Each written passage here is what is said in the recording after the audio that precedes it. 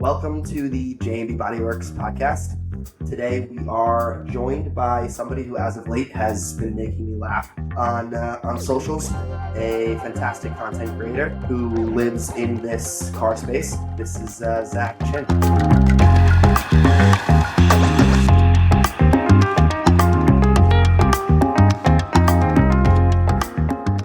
Zach, thanks for joining us. Thank you for having me. So I found out about you through new friends of mine, the boys from the Captain Crankshaft YouTube channel. We kind of just communicated based off of some stuff that I did with them. What's your relationship to those guys? So we actually bumped into each other in Monterey, and me and a few friends flew out to Monterey Car Week. We were shooting a bit where if they could fix my car, they can fly out to Monterey with me as like kind of like a group challenge, because a lot of my content on YouTube at least is challenge stuff. And they ended up fixing the car. We got the idea from Donut, and when we flew out to Monterey, I took a picture of this lifted Porsche Safari. It was hot pink, and I thought it was pretty dope. So I posted on my Instagram story, and I got about probably close to 30 DMs within the hour saying it's this guy named Captain Crankshaft. So I saw him pull into a Porsche meet at Monterey Car Week, and I just told him like, hey, I just got a bunch of DMs. Are you also a content creator around here? And we just started talking. Jackson introduced himself. He was super friendly. And ever since then, we've been talking back and forth. We actually have plans to kind of meet up at SEMA this year. We're both going out there, so that'll be a lot of fun. Awesome. So tell me a little bit about what you do. The content that you've been creating is what I've seen is a mix of some comedy, some lifestyle stuff, some challenge stuff, as you said. So tell me about how you see your channels, your socials. What's your bread and butter? So a lot of the stuff that does well on social media for me has been just kind of like the comedy skits. I've been doing a lot of those for a while. So I kind of break it down into separate categories, like short form video, like TikTok, Facebook, Instagram, tends to be more of the comedy based style stuff. And when I get more into the challenge and lifestyle and vlogs, tends where I lean more towards YouTube, which is a little bit more favorable to those style of content, which I prefer, if I'm being honest, to make that like challenge stuff and lifestyle stuff more than the comedy based stuff. But I base it kind of what does the best and what people seem to have a niche with. Yeah. How long have you been doing it for? So I've actually been doing social media in general since I was about 9 years old. Wow. Yeah, so I started when I was watching Dude Perfect when I was a kid, and I would go and make trick shot videos in my parents' basement. And that gravitated towards when Casey Neistat started to blow up when I was in middle school. Yeah, and started doing vlogs when I was in middle school, and then towards like mid high school when I was like really getting into cars, I started doing car content. Did that for a while, wasn't getting any views, no traction at all, and then TikTok came out. One of my buddies came up to me and he was like, "Hey, you got to try this TikTok thing out." So I try it. Within the first year, I think I did about 150,000 followers, and that was the highest I've ever seen in my entire life. Because I went from on average of like 150 followers on all platforms to 150,000, which was just an absolute game changer for me. Yeah. And then I ended up taking a year off from TikTok, social media in general, when I went to college. And probably my late sophomore year, I got back into it. I made a video making fun of the Island Boys when they were trending. And that just spiked my channel back right up and started pumping out videos ever since. Wild. So what have cars always been a passion for you? So when I was younger, like I had this like small appreciation for cars. I wasn't like obsessive over it where it's like I'll point out every car that I see and get excited about it and just have like no knowledge on the subject. But as I kind of grew older and got further into at least this industry, I have just grown an absolute love for anything with a motor. Yeah. I was seeing one of the things I want to talk to you about at some point today is I like this term that honestly I haven't heard anybody else use. It seems like you've coined it, so props to you. Project Daily Driver. I want to hear a little bit about that because, uh, it seems like an oxymoron, all of it. Most people don't daily drive their project and they don't make a project out of their daily driver. So I want to hear a little bit about the Mustang. It's dope, by the way. Thank you. I'm from a family that prioritizes, we're Italian, and I like to make this joke all the time, and it usually gets a giggle. But as Italians, we're legally obligated to say that anything Italian is great, but we love anything European and mostly Porsche.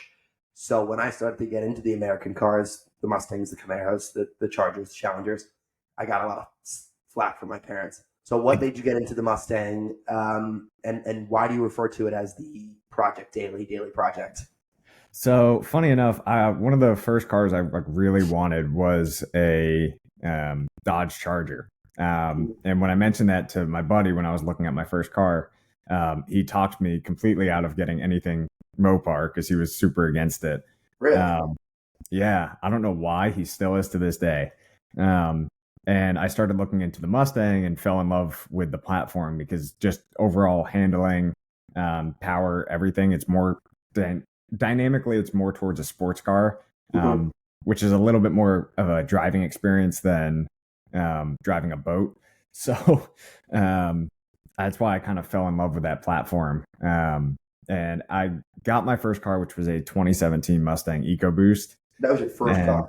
Yeah. What car were you? 17. Who thought that giving it a 17-year-old a Mustang was a good idea? Is that you, or like did somebody in your life was like, do it, or did you just kind of go out and get that? So I just kind of went out and got that. It was kind of like a mix of like, my dad was kind of pointing me towards getting something safer, and I wanted to get the GT at that point. That's awesome. I had been working as a professional photographer for a few years at that point and have saved up like enough to buy like a borderline like absolute disaster of a Mustang EcoBoost. Yeah, just like awful. And my uncle, who owns a Honda dealership in Jersey, hooked me up with a decent 2017 EcoBoost. And I had that car for probably about a year and a half, 2 years. And one day I was driving home from Virginia, it's where my brother was living at the time. The turbo blew on it. The vapor line hose came off, and I had no idea. And then eventually everything just kind of just fell apart. So I got the car fixed, and that's when the 2018 GT that I have now was in my uncle's showroom, and it was practically an even trade for that car. The guy brought it in. It had 2,000 miles on it. He specially ordered it for himself, but he was too large to fit in the car. So he traded it in, and I got like the steal of a lifetime on that car. That's awesome. So that was 2018? Yeah, so that was the year of the car. I got it in 2020, I think. So pretty much during like the car craziness. Yeah, it was like just before COVID hit and that whole pandemic of like just absolute insanity. But I picked that car up, drove it for about 1,000 miles, and then unfortunately the motor blew on it within the first terrible luck with these cars. Oh yeah, that's Ford for you. Yeah, so the motor blew on it. I was driving to Virginia to go visit my brother again, and I started hearing this like knocking noise in my car, and I didn't know what it was because I had no knowledge on like mechanical stuff at the time. And I brought it in, and it turns out it was severe rod knock, and I was missing like a small piece of the motor or engine out of the side of the block. So they went and replaced it. Yeah, thankfully everything was under warranty, so that whole thing was replaced. And then got the car back, had it for a few years, made some TikToks on it, and then just didn't touch it. Did a few minor modifications, but that was it. Just kind of left it. And then recently I had this brilliant idea to make a drift car because I fell in love with drifting.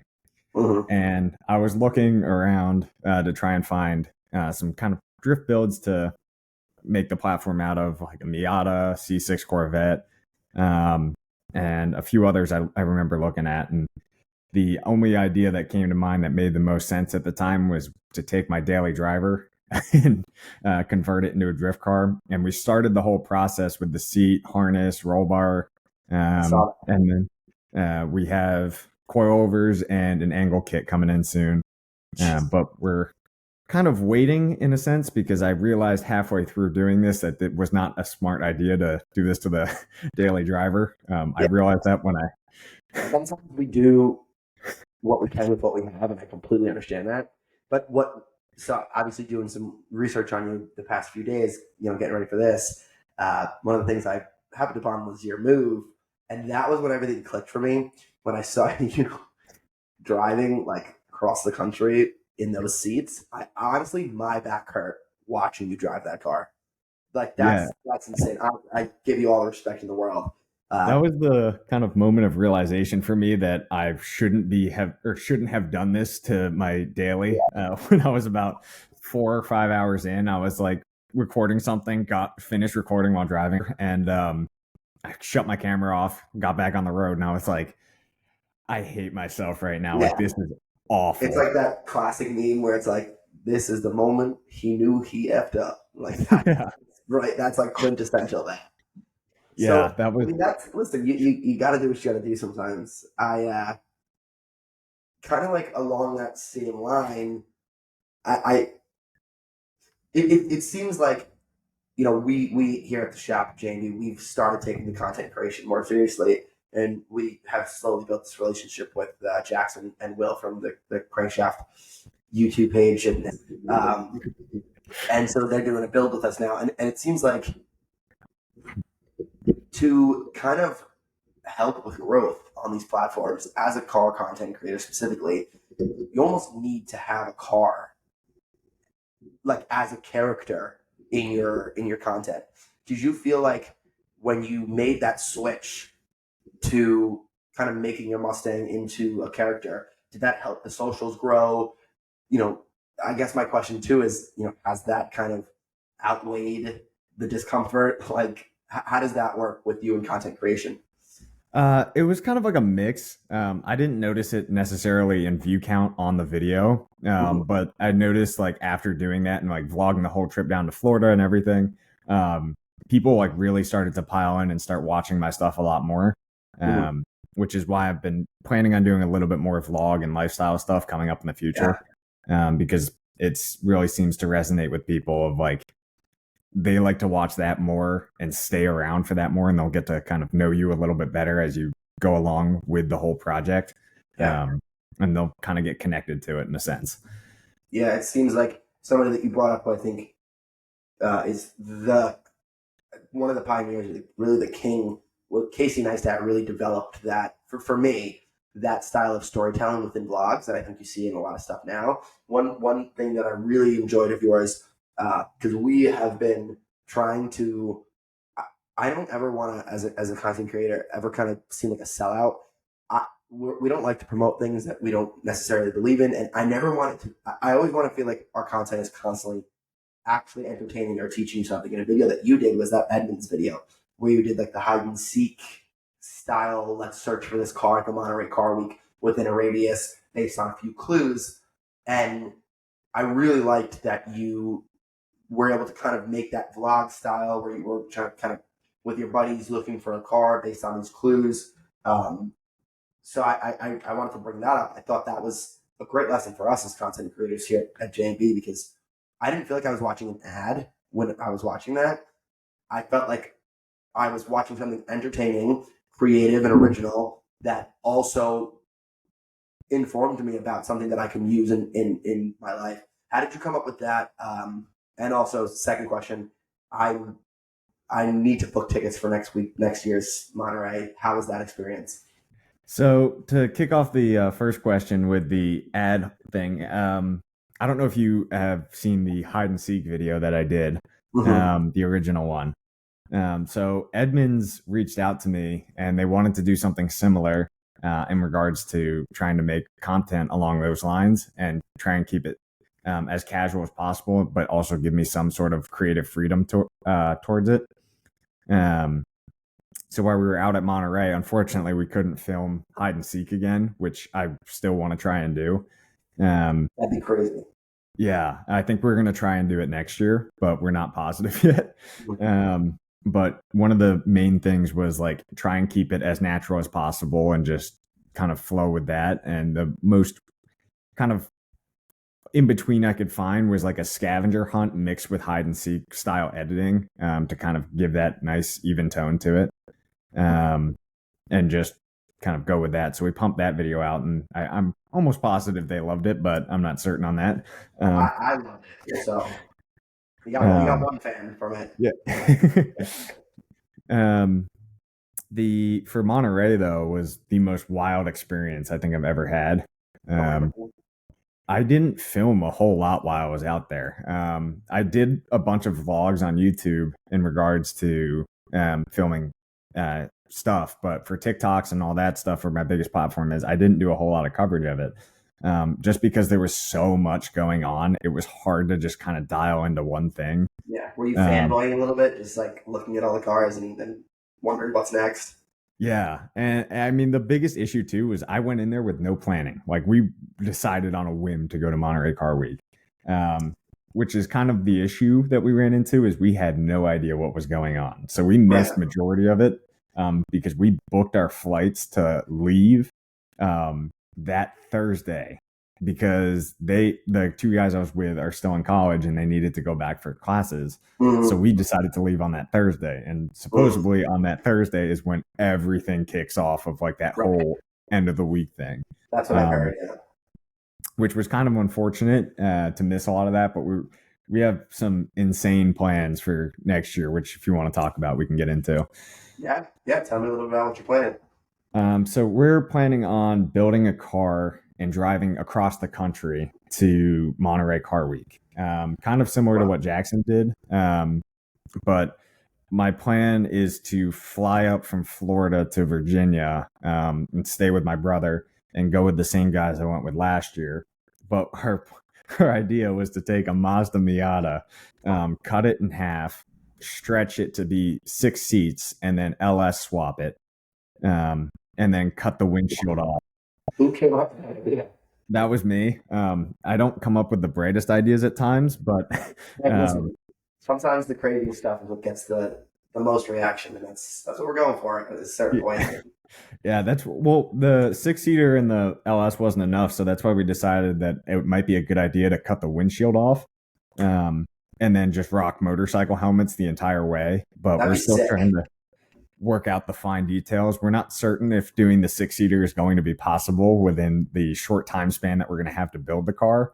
It's going to be a lot. Really, what's going to be a lot from a bodywork standpoint is structural integrity. So making sure that, you're going to be extending 2 rows, right? So you're going to need to extend that quite a bit, the wheelbase. It's doable. It's just going to be, I won't want to be the guy in the back seat. I'll say that. a motorcycle on that.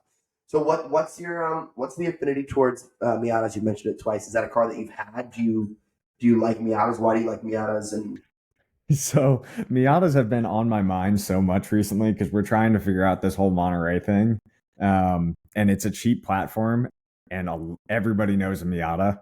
Yeah. And also they just look like happy cars. They just are constantly smiling. So I think that kind of adds an element of like funny to it, where it's like you pull up and there's a Miata Aperta showing up with no windshield and 6 guys piled in it with motorcycle helmets on. Yeah, it seems like there's 2 ways to really do it. It's like you either go with the sick. There's more than 2 ways, but there's like the singer style where you take a sick car like a Porsche and do it even sicker, or you take like a ridiculous car. Like I've seen people make off-road cars out of Volkswagen Bugs and things like that. So there really are 2 ways to do it. It's like the wow factor, the crazy factor in terms of ridiculousness, and then there's the wow factor in terms of wow, you've done something beautiful. And so it works. Honestly, I have this saying in our body shop, because we see some wild specs of cars coming all the time. Like if someone comes in and gets a lot of attention, a lot of times it's, I'm glad it exists, but I would never drive it myself. And that's what I think I'm going to be saying about that Miata. I'm glad it exists, but I would never drive it myself. and it doesn't mean that, if you ever need any help with it, like, James Bodyworks will help you with it. But I don't want to be in it. It seems crazy. That's like my one buddy John, who always is like my no guy, who like tells me like the most realistic aspects of a lot of things.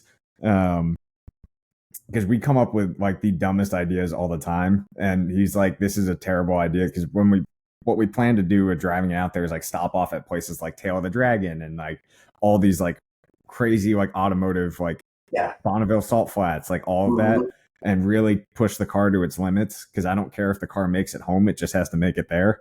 Right. Um, so there's a lot of things still up in the air for that, which is kind of causing some concern, but we're trying to figure it out. One of our backup plans was to do something with a smart car, but our idea for doing a Hayabusa swap smart car has already been done 10,000 times. Yeah. Um, That would be pretty cool though. yeah, that would be a fun thing to drive across the country.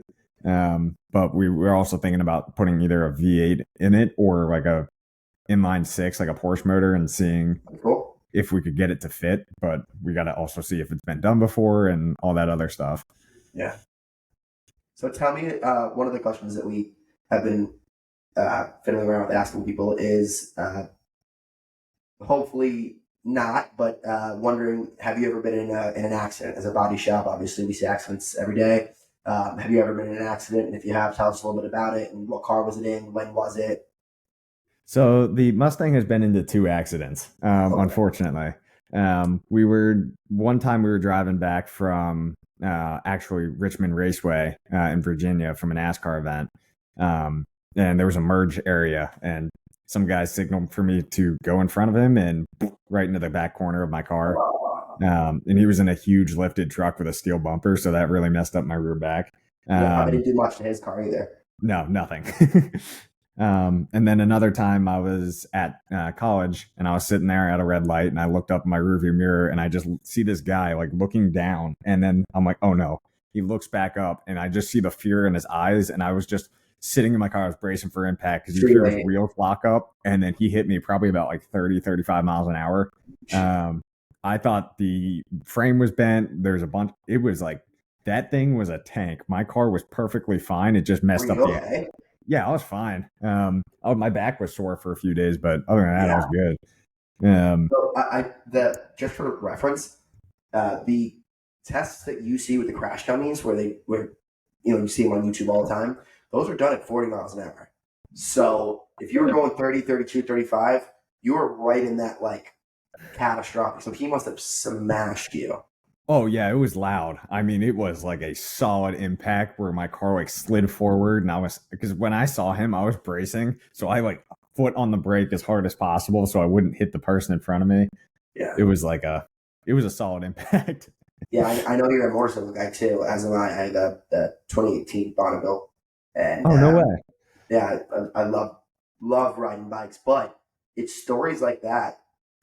When you ride a bike, I think you become a better car driver. So Hmm. do you worry about that sort of a thing? Like if you were on your bike, I mean, Not so much per se, because I feel like when I'm on my bike, I am 10,000 times more attentive to literally mm, anything going on than I am driving a car. Not that I'm like watching Netflix while going down the road, but right. um, I'm definitely way more alert on the bike than I am in the car. And that's part of the reason I actually believe that motorcycles can be safer than cars, I which do have the same feeling. it sounds outrageous, but it's like I've always felt like if I'm going down the road on my bike, I'm just like a lot more comfortable than I am in my car. You ever taken a spill? I haven't taken a full spill. I actually got it was my first bike. I was going down one of the back roads and we were going through all these curves and it was a light bike. It was a CBR 500 and I was ripping it. Like I was like damn cool. I was like I got my peg to scrape a few times. I was having some fun.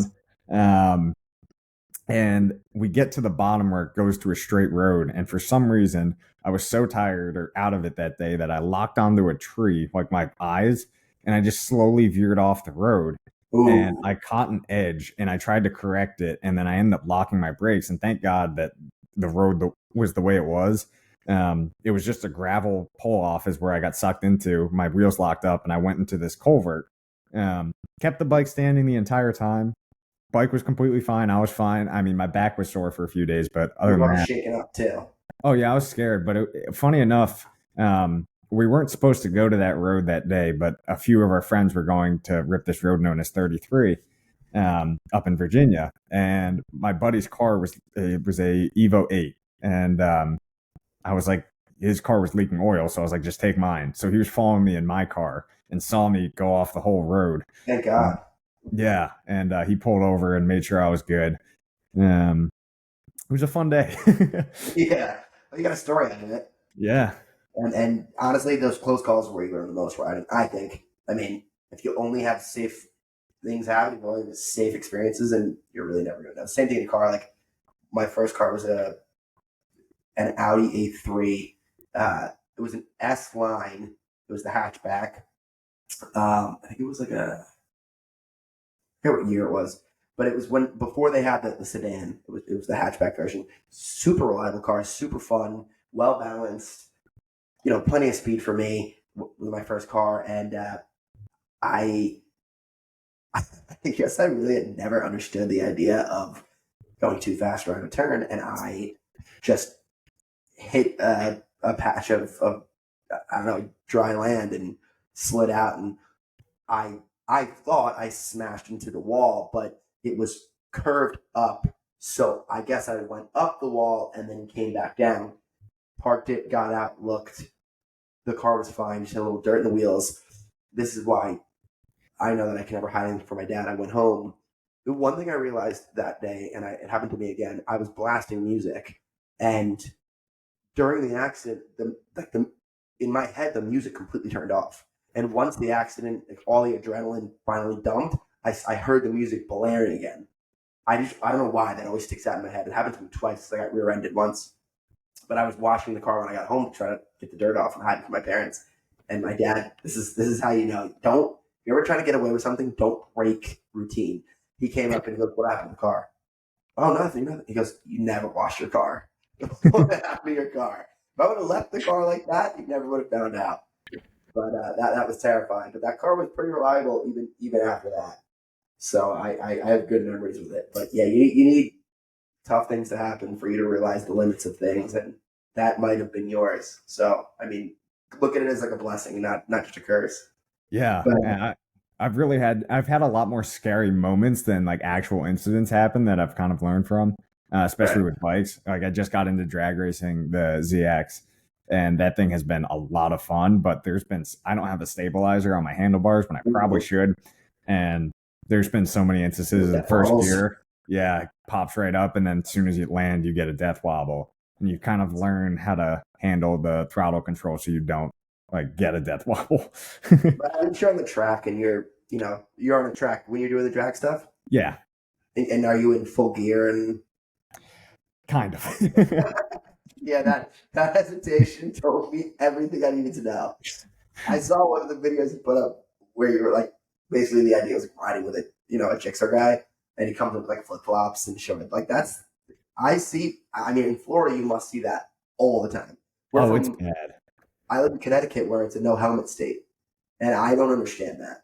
Yeah, That I don't understand. that's the same thing in Florida. I realized that like I will never ride without a helmet, and then jeans or like riding jeans.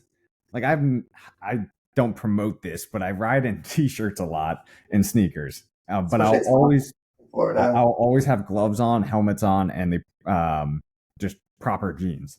Right. And I'm willing to take the risk, but I don't understand how people can ride without a helmet. I've seen it Well, so yeah. much.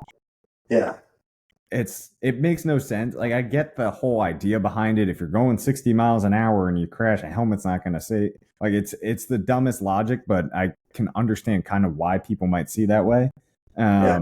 But at the same time, like if I'm going 75 miles an hour down the highway and I open my visor up, it's like I'm crying for the next 4 hours Oh, trying yeah. Brutal.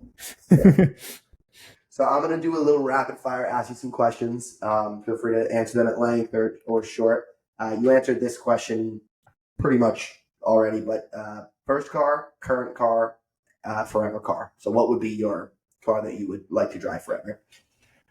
My forever car, 2017 Dodge Viper ACR Track Prep. Mm. That would be my all-time, like, I would give anything for.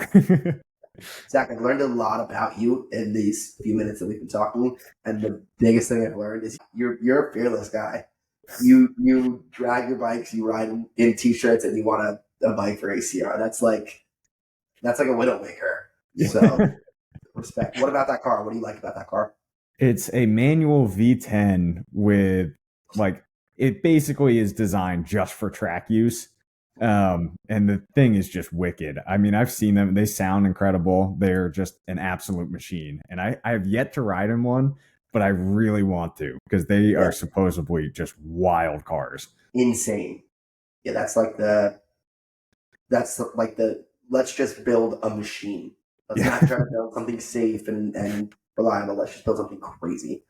So that's a good one. What was your poster car? Uh, when I was a kid, a lot of my friends had like the Countach or the Diablo on their wall. Did you have a poster? And if you didn't, what would have been your poster car? I had a Murcielago SV. You did. Um, yeah, I had the 40th anniversary one that the actually James Stradman um, has now. It's the same color, same spec, same everything. Which I still love the Murcielago. Yeah. God, such a sick car. I like cringe every time I see the Dark Knight.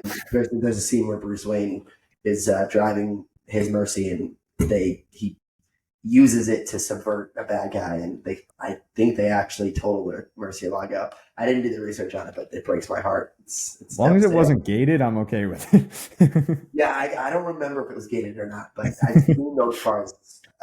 There's somebody in the New York area who has a green one, like a British racing green, uh, and it's stunning. Okay, so money's no object. You have a three-car garage, and that's it.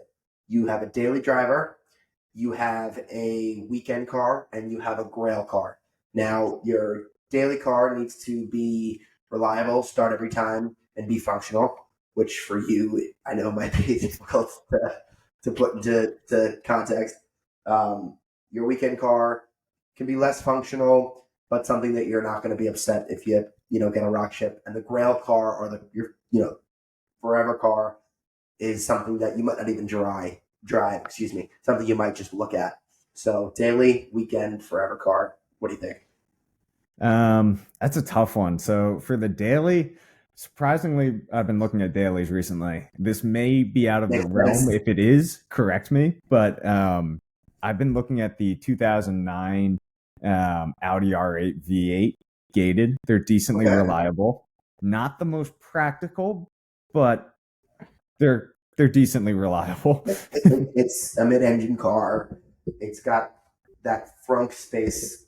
It's four-wheel drive quattro, right? So yeah, I would say you could probably drive that, especially in Florida. You could drive that every day. Yeah. Yeah. So I'll grant you that one. That would probably be a weekend car for most people, but that's fine.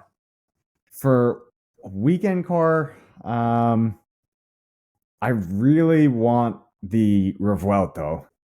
Um, Mm, that yeah, that would be a really cool car to add. Um, and then for like car that I would just have as a showpiece that I would occasionally drive but be scared to, would probably be a full exposed carbon P1, the same one that Manny yeah, Koshman has. that's amazing. Have you seen that car in person? Not yet, but Have I you seen want any to. of the P ones? I've seen P1s in person, but I haven't seen a full exposed carbon one yet. Yeah, I don't think I've seen it in full exposed carbon.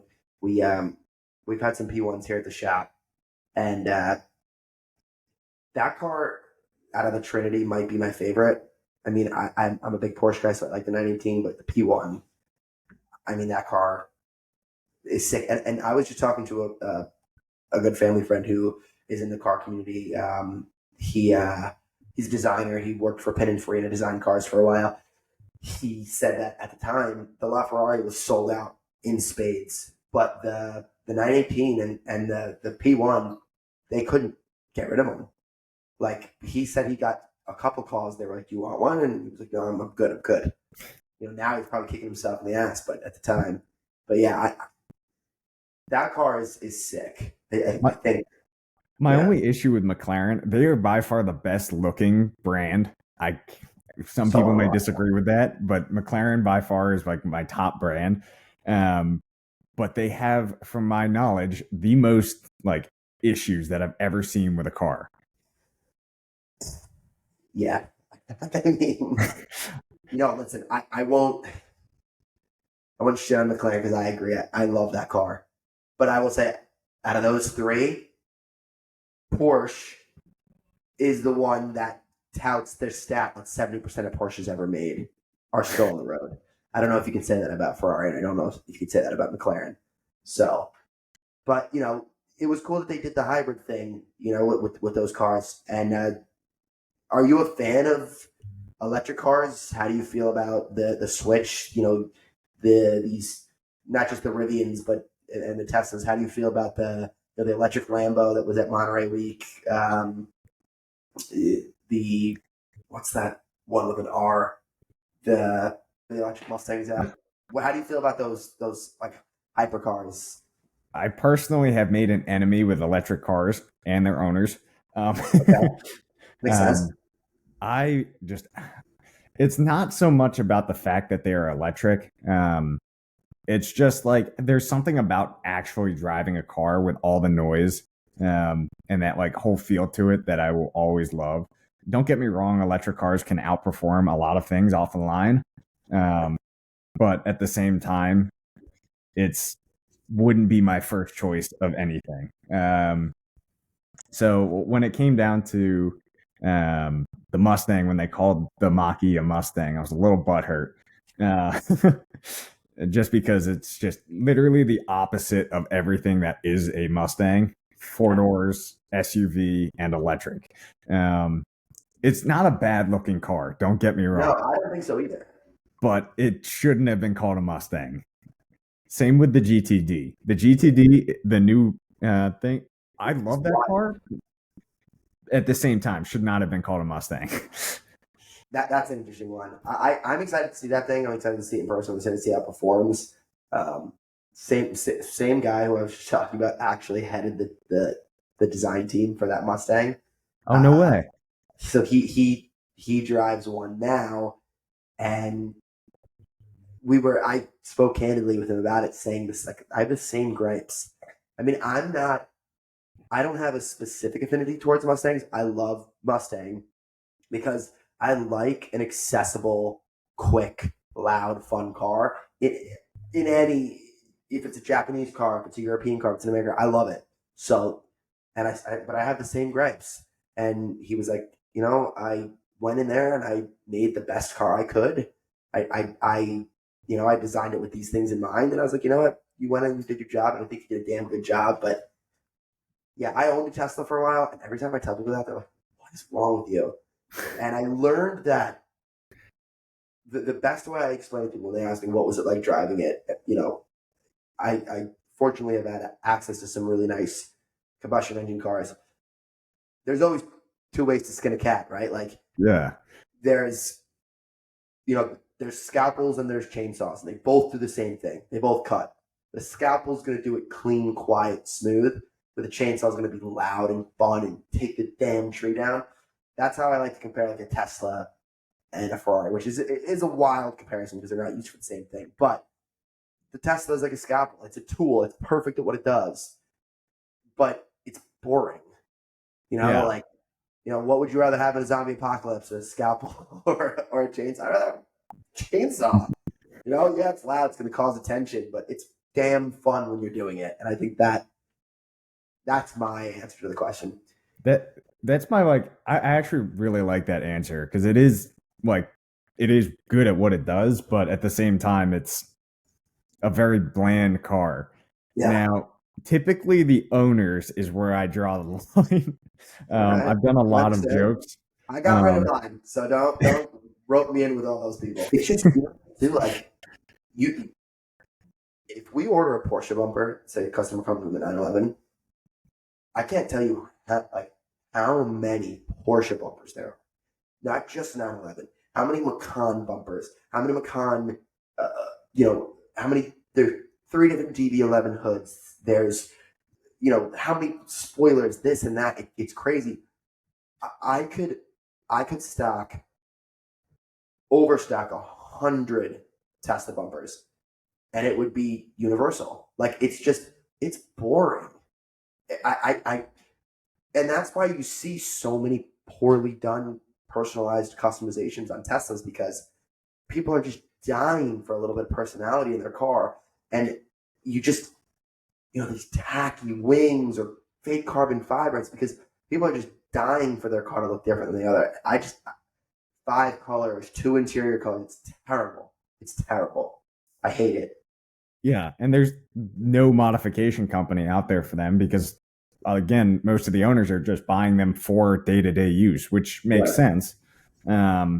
But at the same time, it's that's what they're designed for. They're not designed to be modded. I mean, outside of the Plaid, which Right. and the Roadster, but even then.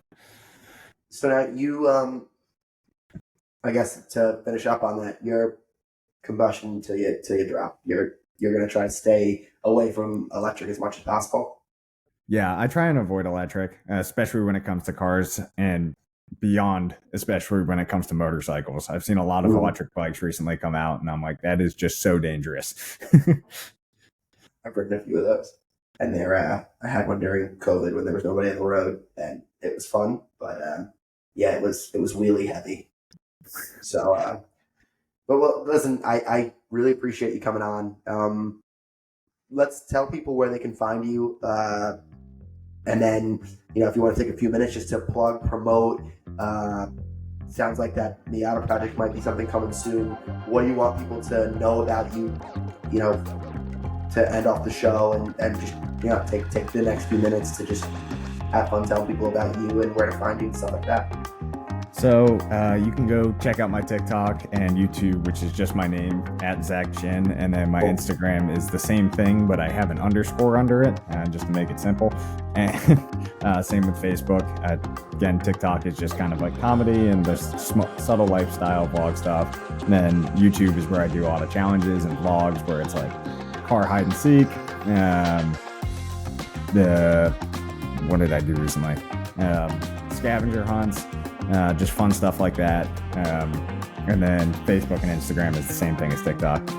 Yeah, that's great. Awesome. Yeah, it's great talking to you. And thanks everybody for tuning in. If you want to get in contact with Zach or watch his stuff, you heard it here. He's one of the lucky guys who got his actual name as his handle, which is great. Definitely check his stuff out. And this has been awesome. Thank you. Yeah, thanks for having me.